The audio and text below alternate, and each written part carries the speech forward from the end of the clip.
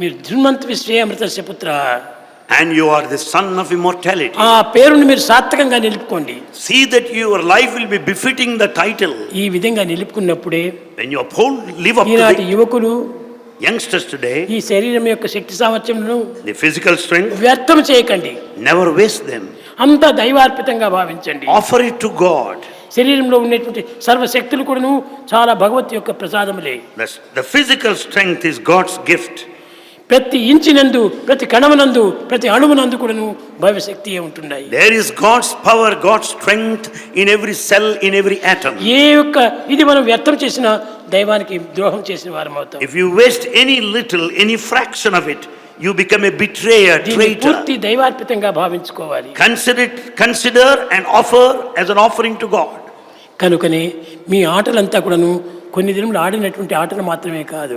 It's not sports and games over a limited period. నిరంతరం కూడా మీరు గేమ్స్ లోనే ఉండాలి. You should be in these games throughout. నడిచే నడక యందు, In your walking, పలికే పలుకునందు, words, వినే వినికిడి యందు, listening, తలచే తలపులు యందు, thinking, చేసే పనులు యందు your actions. ఒక్కటే ఏకత్వంగా ఉంటుండాలి. There should be perfect harmony.